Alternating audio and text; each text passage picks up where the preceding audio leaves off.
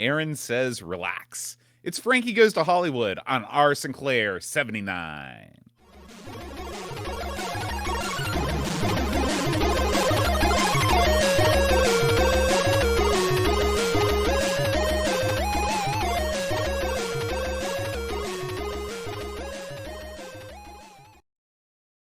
Hi, everybody. Welcome to our Sinclair. I'm John. And I'm Aaron. And today, Aaron, we're going to be talking about Frankie Goes to Hollywood. Now, Aaron, Indeed. when are you most relaxed? I'm pretty relaxed most of the time, if I'm honest. I try not to get, too fired up about stuff. On the flip side, I'm incredibly excitable. But my thing is, I am a walking kind of. But what I like to do is, I kind of like to keep a low key, right? But when I see something I can't believe, which is a lot, that's when I just go crazy because I've got all that energy bottled up. I'm just ready to explode. What about you? Yeah, I think I'm most relaxed probably during these shows. You know, because everything moves so smoothly. We never have any technical difficulties. Nah. You know how I am when we're in the recording process, especially if I'm the one in charge of production. I'm as smooth and low key as you can get. That's most of the time when I have to say relax. That's when I do say. But really, listen, we play the hand we're dealt, Boatster. Like today, for example, we were going to get together and shoot this show, but then a blizzard happened, and we thought, well, heck, let's do it remote. And so here we are. So here we are with Frankie Goes to Hollywood, Aaron. Now, I have a feeling that you've done a little bit of back study, not only on the game, but on the subject of the game, haven't you, Aaron? Well, when you do one of these games that's based on a band, you can't phone it in, right? Now, I don't know about you. No. And before we get into the game proper, we might as well just address this. Were you, Frankie Goes to Hollywood were out pretty much, you were pretty young, right, when they came around? Oh, yeah. How old were you in the mid-'80s? Well, I think Relax, I think it was recorded in 84 in its initial form, and then, went through all those changes. I think it was released in 85. Right. I was 4. See, so there you go.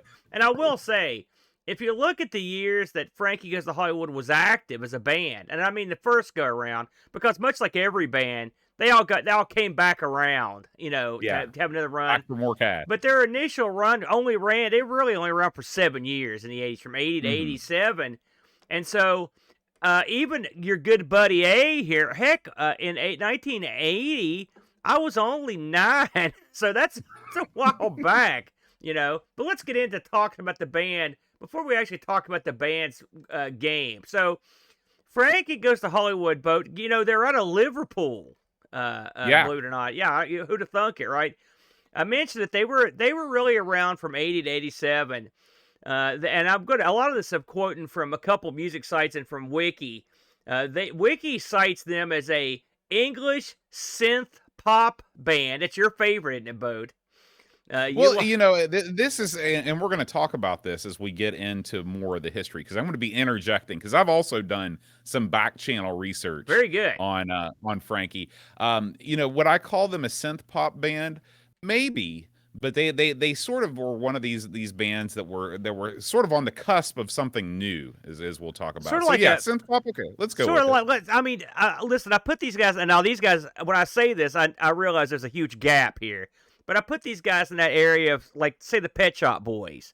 They were Pet kind of Shop Boys, Depeche Mode. Well, yeah, exactly. They're like, but it's funny to think about, because I should talk about the lineup here. So you've got the lead vocals was Holly Johnson, Paul Rutherford for background, Peter Gill drums, and Mark O'Toole bass, Brian Nash guitar. Have you ever heard of another man called Holly before? I know I have, but I don't remember. I couldn't sit here and tell you who. That was new for me. At first I thought maybe Holly was a girl, but it's not. It's a dude. So here they come in 83. The single "Relax" comes in. Okay, now this is the song. Now I noticed that in the UK they had other songs that were like big hits, but I honestly I could not tell you the other songs. This is the song. If someone said Frankie Goes to Hollywood, how many songs did it have? This is the one. I couldn't tell you the other ones. Well, this is the first video I ever remember seeing on MTV. Yeah. Every once in a while, because I think we've talked about this before. As a child, I was sort of scared of MTV. I would we come haven't upon talked it. about that. What? Why? I would come. Well, it's because I would come upon it in the channel lineup, and there would be frightening images on there. People with long hair, thrashing about, flashing lights. And I'll tell you this, Aaron, as a young lad, watching this video did nothing to allay my fears of this channel. If you've watched the video of Relax, it is not something that I would feel comfortable exposing a small child to. I only vaguely recall the video. What was going on in it? Well, I will tell you this: there's a lot of leather. Yeah. There's a lot of fishnets. Is it like a big party or at a bar? There's a guy or something? dressed. There's a fat guy dressed in a toga. Yeah. At one point, he strips off the toga, and he emits some liquid from his body onto the writhing mass of other bodies on the dance floor. Huh.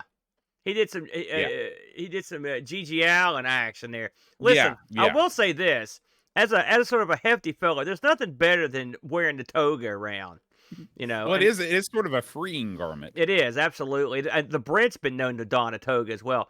The one I remember, they did a video. I think this was them, and you stop me, and someone can stop me if I'm wrong. I believe they had a video where I think it was Gorbachev and Reagan were in a fight pit. That is their second. Them? That's the song. That's the song that you think that doesn't exist. That's the video for Two Tribes. I didn't say it didn't exist. I didn't remember the song, but I remember the video because the video was I think awesome. that tells you a lot about the song. Yeah. So when Relax came out, and if you've ever heard Relax, you'll understand why, I think. It was banned by the BBC.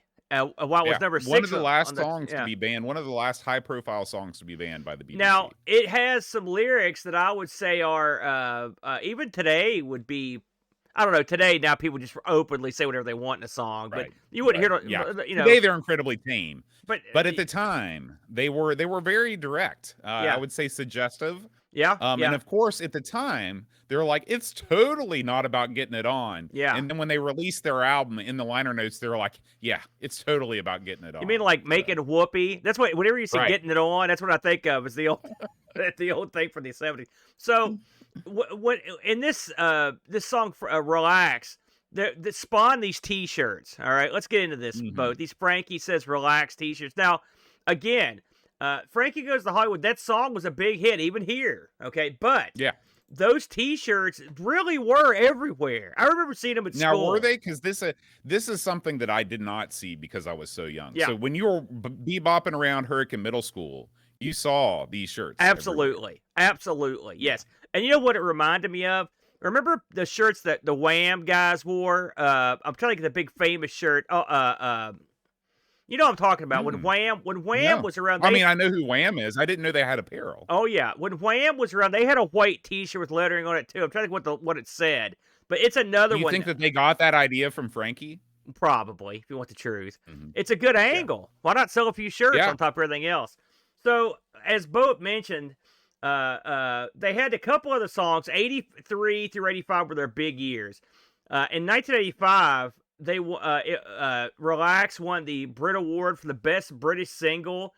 Their debut album, Welcome to the Pleasure Dome, was #1 in the UK in 1984. The follow-up songs, Two Tribes and The Power of Love. It's not that one, right? Not that one. Not the one from the Karate Kid. Now get this, Boat. You're gonna love this. It's a trivia question. You may have read this.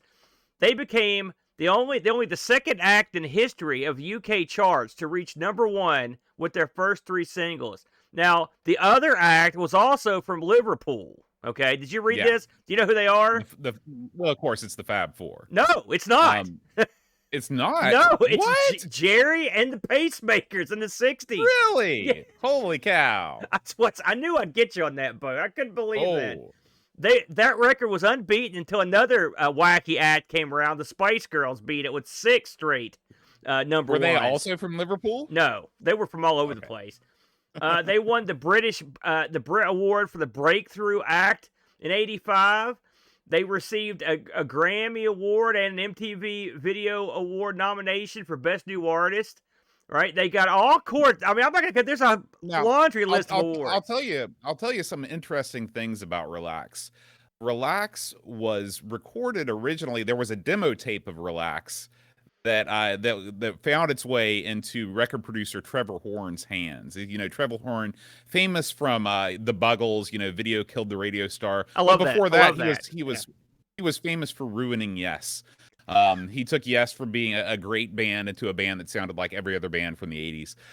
But he was, he made tons and tons of money producing records in the 80s. And what happened was he heard this demo and he's like, well, we should record this.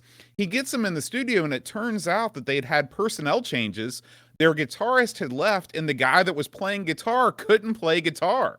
He was a novice guitar player. So why he was allowed into the band is sort of beyond me. But anyway, what he did was that is a problem. He said, okay, you guys can go. And he got rid of the band.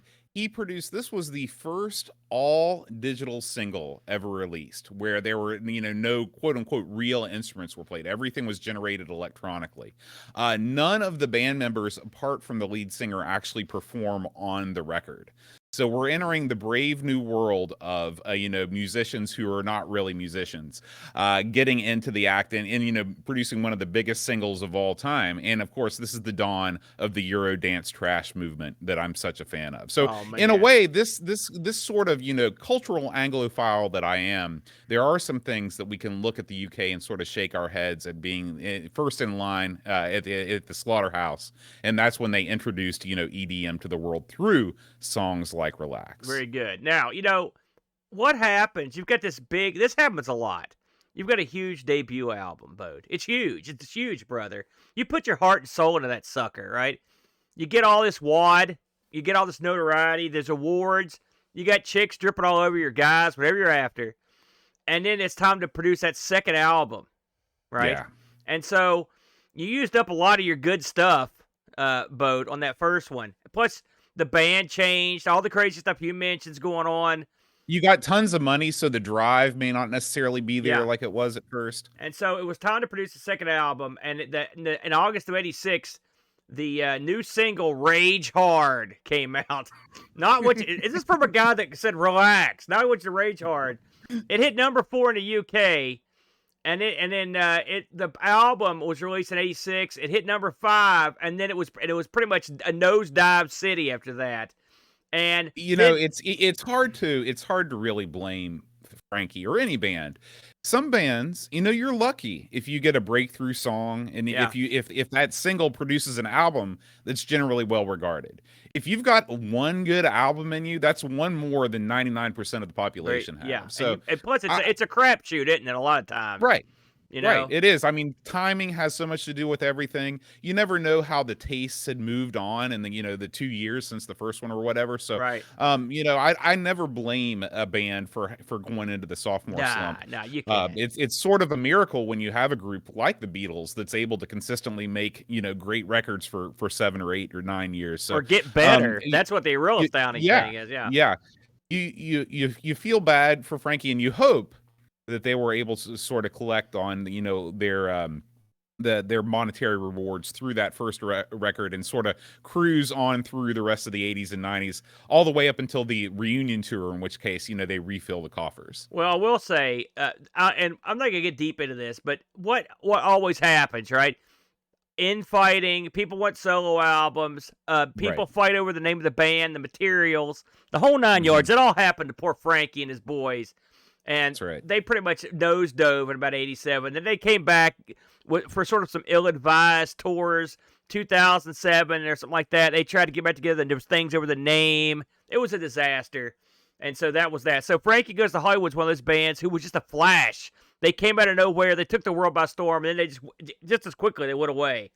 When you're a band like that, Boat, a special band, and you're in the UK, you've got to get you a video game, brother, right? And Frankie Goes to Hollywood had to get one. Now, I will say, just as a frame of reference, to show you about this is what I love about the UK game scene. I was looking at ads for this, and they were pitching this, and right above the Frankie Goes to Hollywood ad in the magazine, same company, same outfit, same set of ads. They were like, listen, coming out soon. It's Street Hawk, the show of the decade. Like, throughout the... And that show had, what, about 6 episodes in the States and died. So poor Frankie got second billing to Street Hawk in his ad I saw. But, by God, he still got a game. And it's Frankie Goes to Hollywood, the game. Now, was Street Hawk where the guy was actually the motorcycle? No, Street Hawk was a motorcycle with a guy on it, but the motorcycle could fly. You spun it around in circles real quick. It could hover. It also had missiles, all that crap. So, released in the Clarion year of 85, their big year, 48K game. Original price on this one, Boatster, £9.95p. Also available for the Amstrad CPC and the C64. We'll take a little look at C64 later. This was this was developed by, or the whole thinking behind this was ZZT. Or ZZT, I'm sure they're known in the UK. And this was Trevor Horn and his associates really looking into what they thought was the future, in which case, you have, because of the MTV, because of mixed media, because of, vertical synergy, you could have a single, an album, a band, a tour. And where do you go from there? Well, of course, you branch out into multimedia. And so you've got things like video games. And this was a plan that they had all the way up until the first release of their first video game, Frankie Goes to Hollywood, and then I think this was the last effort by ZZT Gaming. But they pictured. I was reading an article about the way that they thought about these acts that they were bringing on. They'd say, well, we're bringing you on as a musical act, but you're going to be, they were sort of ahead of the multimedia curve by about 10 years or 15 years. It is a clever way to think about things, I think, Boat. And but again, that's also, they happen to, because, well, we'll get to it, but it's not like they put out a complete dud or anything. It's just the band fizzled on them. This was developed by an outfit called Denton Designs. Now, Denton Designs, we've covered them before. They've done a lot of stuff. I just grabbed a few things they've done, including Transformers, The Great Escape, Where Time Stood Still. They were around from 85 to 94, producing stuff for the ZX Spectrum, the Amiga. They had a long run. There were really 3 people that worked on this. I believe Karen Davies was the lady that did the art for the loading screen. She did a ton of stuff, including Batman, Enigma Force, Firefly, Galavan, Hysteria, and Quandam. I think this thing was programmed by Roy Gibson and John Gibson. Roy did, I love this one, Boat, Cosmic War Toad. We got to look into that. Oh, man. Highlander. Where's Clive's Club for that? Yeah, Highlander, leaderboard tournament, which I've heard both are the worst possible leaderboard games you could play, and Nomad. And then John did Airborne Ranger, Cosmic War Toad again, Galavan, and Gift from the Gods. They did a bunch of stuff there at Denton, and so those are the guys behind it. The cover for the tape was Bob Wakelin, So he did a ton of stuff. Yeah, wasn't he responsible for a lot of the Crash covers too? He did a lot. He was a big art guy. I think it was Bode. So here we come to the hardest part of the show, Bode. Talking about this game. We've put it off for a while now because this game is, I will say one thing about the Frankie Goes to Hollywood game. I've never played a game before or since like the Frankie Goes to Hollywood game, Boat. I'm going to read the description that I just copied, and then we'll see what we think of it here. So, Hermsky mentions that Oliver Frey is the guy I'm thinking of.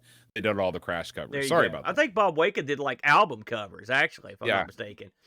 So, here we go. Playing a thoroughly drab, mundane, and predictable character, your aim is to become interesting enough to reach the pleasure dome. Which, this sounds like the story of my life right there. After discovering a gruesome murder, your interest in something greater than the routine of 80s Liverpool is awoken. You explore the streets and house and search for a way out. The main basis of the game involves picking up objects and using them in the correct way. That we have seen before. There are several sub-games along the way, including shoot-em-ups, a maze, and a jigsaw puzzle, Boat. So, Boat, I'm going to give you the first crack at it, brother. Explain this one to the people, Boat. Okay. Well, I mean, at the very top level, if you were to try and explain this to somebody, I would say this is a sort of a adventure. I would call this an adventure game with mini game elements. It's a point and click adventure game without the point and click. In the grand tradition of games like Dizzy, where you move about an area and you collect items, but you do it through actually picking them up. This is also like the game that we I can't remember what was the game, the Wally game that we played, where you wake up and you got to get out of your dreams, you collect the items. Man, We've played a it's lot of leaving me. games with that. There's a lot of these Yeah, games where you've got to pick stuff up and use it in the right spot. That we've seen on the Spectrum right. many times. Now, where this game is different is that you know, throughout various points of the game, these what would you call them, warp zones? You know, they're almost like portals to another dimension will open. It's a very unique effect in that, you know, you'll have these squares that open up in these environments, you know, and you're walking around what, like you said, is essentially a you know, typical 80s suburban English environment. You've got these rows of connected houses, you know, these semi-detached houses, I think is what they're called, and you enter and exit through doors. The interiors of these houses all look the same, and I'm sure that was done because, you know, it's all about how the suburbia is all just sort of cookie cutter houses and all these things. But then, you know, you enter these different rooms, living room, you know, there's kitchens, things like that, and these portals open up and they take you into these mini games. And it's not like the portal opens up and you're just warped there. You actually, you walk in front of the portal closes up behind you, and then boom, you're in the game.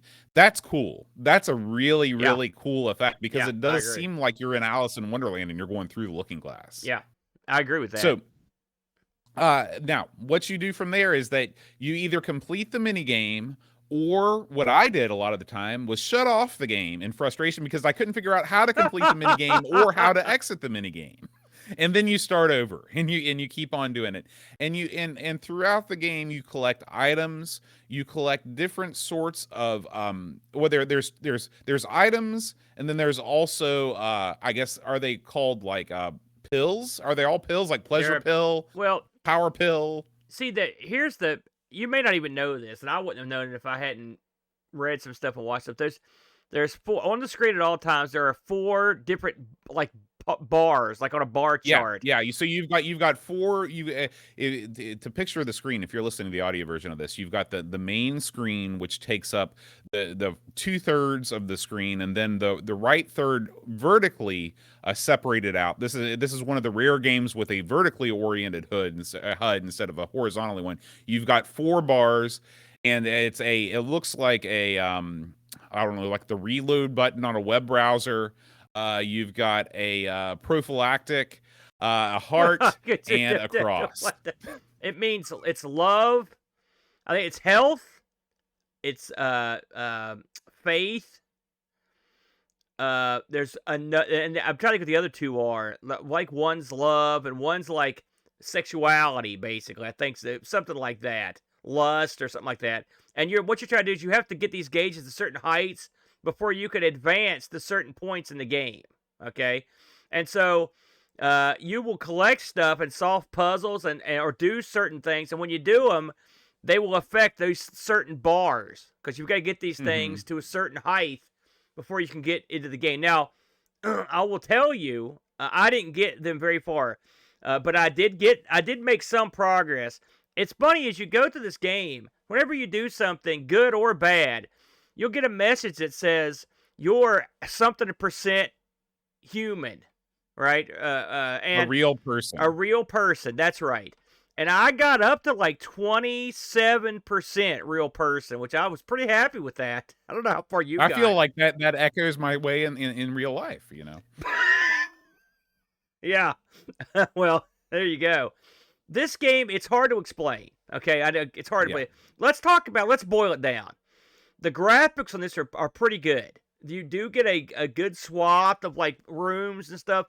I did watch a playthrough to see a guy get further along, so I could see what someone toward the end of the game does. They do a good job. Think Impossible Mission looking guy, but like a lower, lower frame rate version. The guy Right. runs Yeah. good. That's an excellent way to. That's an excellent comparison.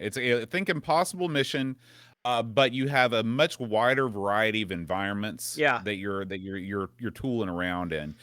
This game takes place. You've really got 3 zones. You've got the residential area. You've got the mini game area. And then you've got this like first person perspective maze area, because who doesn't love the old 3D maze? Everyone right? hates those. And I believe that those are called like the corridors of power or something like that. And so you've got to, and the problem that I have with this game is that it's really difficult to tell if you're making progress other than just watching the bars go up. Like there's no intermediaries between like you've started playing the game and you've beaten the game. Like if you watch the whole playthrough, you're going around, you're using items on other items, you're increasing all of your bars. And I guess that's really, but if you read the docs, it says there's also a murder. It's like there's been a murder that you have to solve. And I never saw where that actually entered the game. And you'll come across, were you able to use any of the items to do anything? I could unlock doors. I did that. I could put the disc in the computer. Yeah. Yep. A lot of this game is exploring. And getting back to the basics of this thing, the control on the guy, you've got the usual control choices on the spectrum. So I just play with a joystick like you normally would. And basically when you hit a button and move the joystick, you're basically manipulating the guy's arm up and down. It's very strange.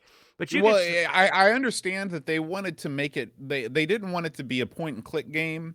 Yeah. And they didn't want it to be a dizzy game where you just go to the item and you press your button and you pick it up.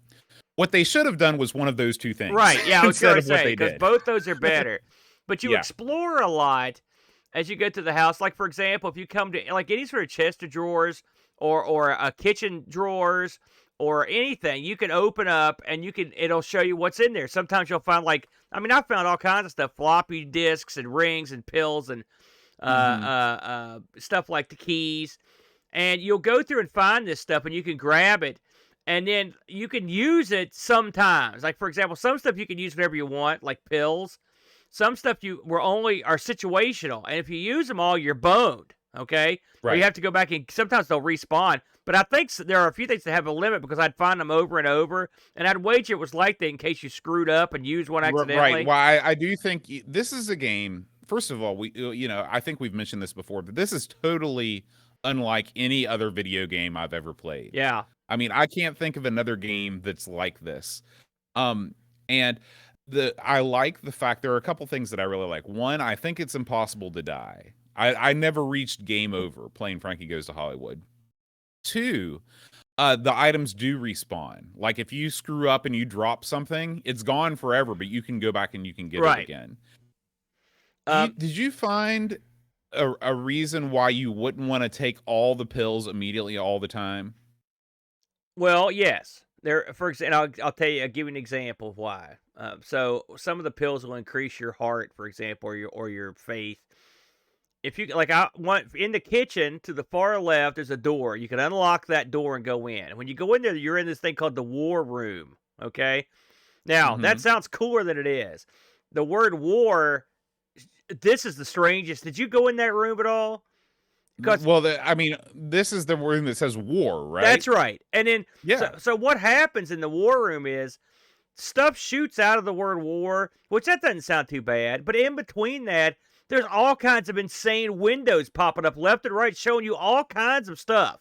Like, it is bizarre. It's a very surreal. Yeah, it's a very surreal. You can tell these guys that made this game, they were given carte blanche to be as odd as they wanted to be. Yeah. And this is the type of game that when you go to the museum, if you go to New York and you go to like the Museum of Modern Art, and you go to like one of these exhibits that includes like a video game component, this would be the kind of video game that I'd expect to find attached to a modern art exhibit. You know what I mean? Absolutely. And the thing is, I can't tell. Like, sometimes, let's say Prince. I'm trying to think of another kind of an oddball artist. Right? Prince Mhm. makes a game, which he did have one. You would expect certain imagery and stuff in there to kind of prince it up a little bit, or Lady Gaga or something. And but a lot of it would probably just kind of be window dressing. This right here, I think I get this feeling that they weren't just making crap up. Like they had something in their minds. I don't know if the band Well, I played any think that part. what happened was, and I think a lot of this was probably Trevor Horn because he knew. For I was sort of speaking tongue in cheek when I talked about how he ruined Yes and all this stuff. He was a real genius when it came to knowing what kind of music the people wanted in the early to mid '80s, and they wanted exactly what he gave them. And he was also, I think that he was forward thinking in that he saw like, okay, Led Zeppelin, they've got those four symbols, right? The Zoso, the other thing. Well, Frankie should have the four symbols too, and that was sort of the trademark. They had the logo, the guy doing the dap. I think that was the first instance of the guy doing the dap.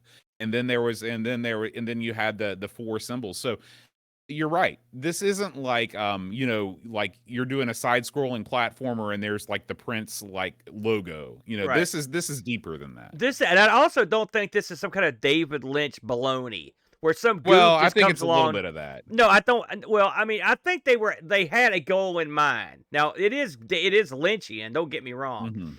But anyway, getting back to your question about why would you not take all the pills at once? When you go in that room, if you could get hit by these falling symbols, and it lowers various stats on your chart depending on what you get hit with. And so those pills are nice to have handy to to juice your stats back up. And if you use them all at once, you won't have anything left there to when you go in there, because you could hit 0, and when that happens, you're ejected from that room. You're sort of back in the hall, and you're down to nothing. So that's a good time where you could load back up. So and again, I'm doing the best I can here to explain that. Sure.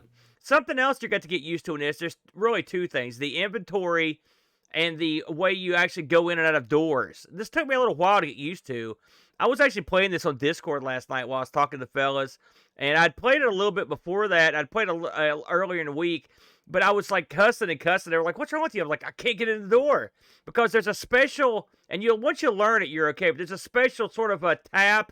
And it's like a right tap with the button, and then your guy will turn his whole torso towards the door. Yeah, well, yeah. Well, what you got to do in the docs sum it up beautifully. They say give it a quick stab in the other direction. Yeah, the docs didn't help me that much. I had them open. I was like, "What? I don't know what to do." And the same thing with your inventory. You can sort of like access it by like I believe it's tapping down, hit that down hit the button, and you can access. And the inventory's okay. It's as simple as it gets, but still, we've seen much worse. But of course, you've got an inventory full of crap you don't know what to do anything with. This reminded me of a game like maybe like a trap door or something, where you just run around with all these items. But I mean, this is a lot more low key, but it's a lot wackier. But it's just another game where you take stuff and try to make it do other stuff. But this game I found so bizarre that I had no idea what I was doing, and so I had no idea what the goal was of this stuff. Right, and I think that depending on the kind of person you are, that can be a good thing or a bad thing. I think as a kid, if you first of all, I'm not sure who this game was marketed to. I mean, it seems like a game where you pop pills, and you've got a lust meter. That I don't know if that's if you're are you targeting the prepubescent set. This was a full price game. It wasn't a budget title. I think that they were going after an older market, and they were going after a market that wasn't necessarily into your quote unquote normal gaming experience. They wanted something different. And as you can see, we'll talk about the reviews in just a second, but the reviews, this game reviewed extremely well because it did offer you something that was not on offer pretty much anywhere else. Part of me wants to just destroy this game, okay? But part of me really respects this game, okay? And I can see why it reviewed well, just like you said. And it's because it is real outside the box gaming. And you're right. It's a game that you could pick up and play for a long time and get into and explore and try to figure out, just because there's something fun. I will say, when I first started this game, I hated it, but the more I played it, the more it grew on me. just because I was managing to get places and to figure stuff out and to get better with the controls. So yes, I think if you played this long enough, it would grow on you. And the menus popping out, the way the scenes change, it's very eye catching, you know. And I'm sure if you get deep into the game and really start unlocking its secrets, it gets a lot more fun, Bode. But you know, it's not for everyone. There's no doubt about that because I'm not sure. Like you said, I don't know who it's for. I have no there's a idea. lot of games. There's a lot of games where the more time you spend with it, the more you get out of it. I'm not 100% sure this is one of those games. I think that because if you watch this all the way to the end, if you watch the playthrough all the way to the end, you never get to see the Pleasure Dome. I mean, it says congratulations, you made it to the Pleasure Dome, but that's it. The screen just freezes, and then I think it says that it's like now go outside and be a real boy or something like that. And it's a bizarre ending to a bizarre game. And I don't think anybody, played this game necessarily to get to the end. I think they played it just because it was bizarre, surreal, and maybe the perfect thing. You fire up, welcome to the Pleasure Dome, and you just sort of play. I will say that at the beginning of this game, you do get the rendition, the 128K beeper. Or no, I guess it's not 128K, it's 48K. 48, I believe at the beginning of this game, you do get the relaxed theme. You don't get you? You get a song, yeah. We would be remiss without mentioning that this game, when you bought it, came with the tape. It came with Relax on tape, and it was a special live remix of the song. So you actually got 2 tapes for this game. In fact, the instructions clearly state, don't put the song tape in the machine. Don't put it in there. That won't work. It's its own song. So that's kind of cool. That was kind of a neat angle to use on the game. This one's tough. I guess we should talk. It's not 85. We didn't mention the mini games. Well, I was going to ask you, how many did you get to? So I think we're like watching 4. this one right now. Yeah. This one right now, I could never beat. I could never beat the one where I knew that you had to get the heart into the sparks, into the electrical field. But I would do that over and over again, and I couldn't get the door to open up. So I found that to be extremely frustrating. You also play a game where it's sort of like a World War II Battle of Britain type thing, where you've got what I assume to be the German planes invading, and you've got to shoot them down. It sort of reminds me of Tommy in a way. You know how Tommy had that sort of like hazy memory of the war type thing going on. You've got a game where you play, there's like Reagan versus Gorbachev, and you've got, they're both firing projectiles out of their mouths with a row of hearts in between. The games are just, they're bizarre. Like the rest of the game, they're bizarre. The war game is one in there where, again, it just randomly shoots different symbols out, but also in between the shooting, it just shows random cutscenes. There's also a game where you've got potholes that you fall into, and they will spit you out in various places. That seemed to be completely random, and even on the playthrough, the guy has to play it for 20 minutes, and I'm fully convinced that he was only able to beat it because he randomly came upon the correct exit path. I got to this area where it zoomed in, and I was in this room with like a big central wall, and I had no idea what to do.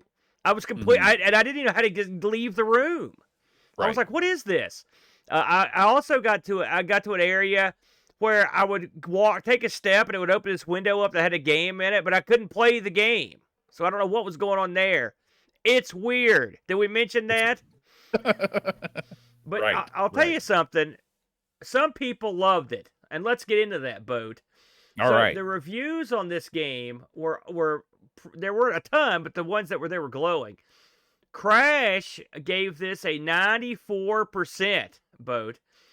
Sinclair user. Now it's funny. I found 2 different web pages with 2 different reviews from the July of 1985 Sinclair user. One says they gave it a 4 out of 5, and one says they gave it a 5 out of 5. ZX Computing gave this a 6 out of 6, which that's an interesting scale to have anyway. This won the Happy Computer number 6 best game of 1985 readers vote.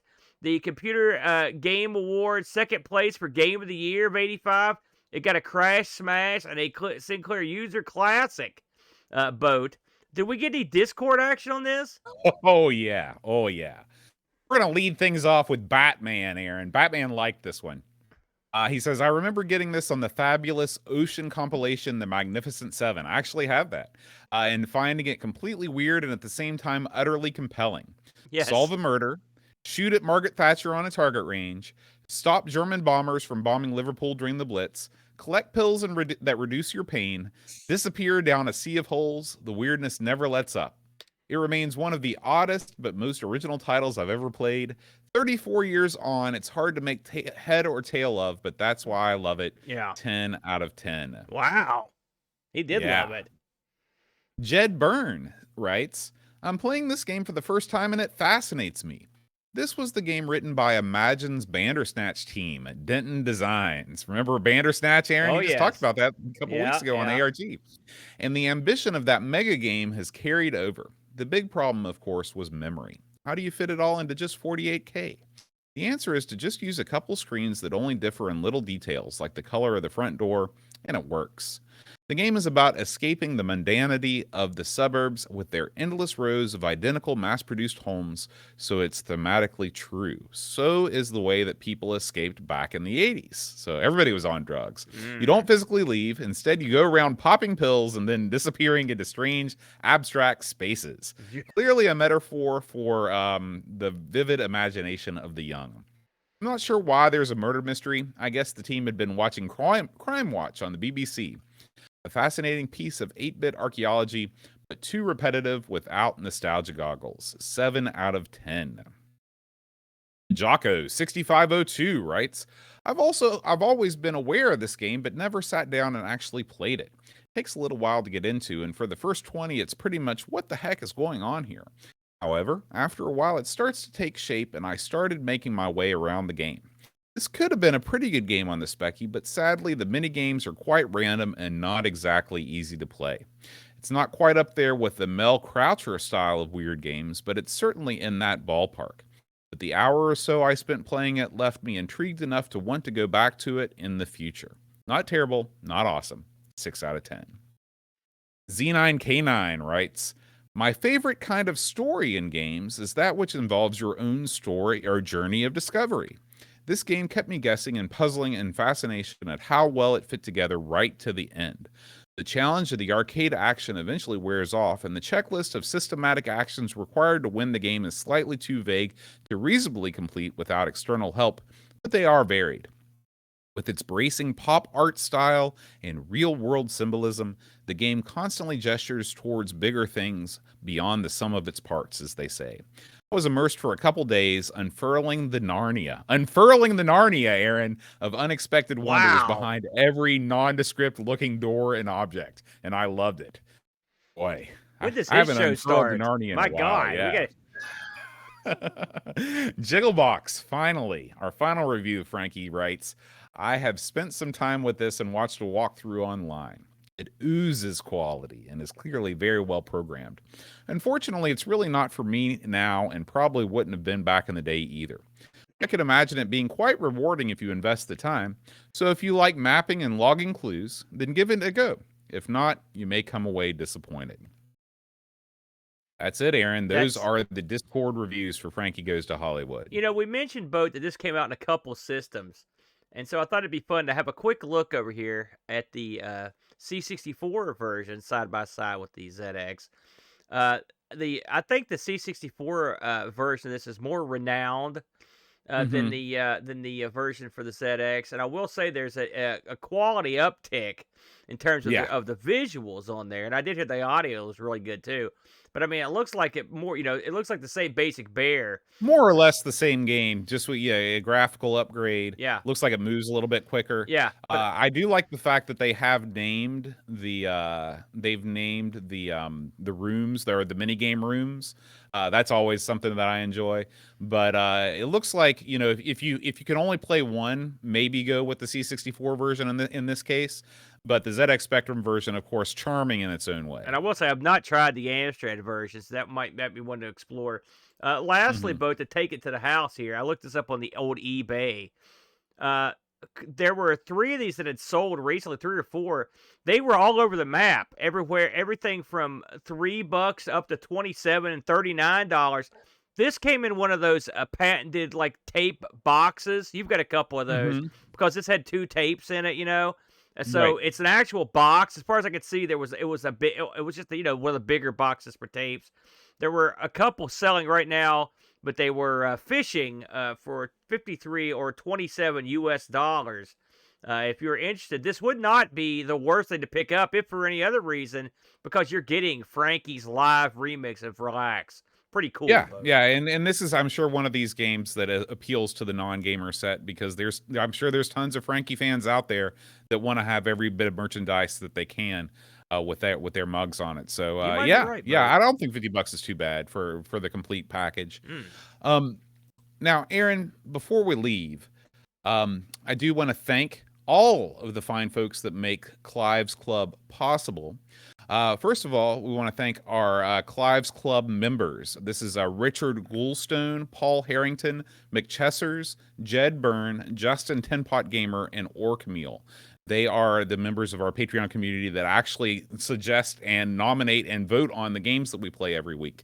So if you're interested in joining Clive's Club, then head on over to patreon.com/amigos, or I'm sorry, /Ira Sinclair. I was on autopilot there. Patreon.com/Ira Sinclair. And we also want to thank our Ira Sinclair supporters, Chartel, Shashi Das, Jigglebox, David Terrace, Andrew Waite, Eric Nelson, Captain Crispy, Laurent Giroux, Mark Downey, Hermsky, Peter Mulholland, Chris Folds, Gary Heather, Mark Durham, Mitsuyama, and Pixels at Dawn, all of whom are helping us reach our goal of making our Sinclair a weekly program. And if you're interested in listening to us review a different ZX Spectrum game each and every week, then yeah, throw a couple bucks our way and help us reach that goal. That's the only way we could ever dent the massive library of the ZX Spectrum. That's true, man.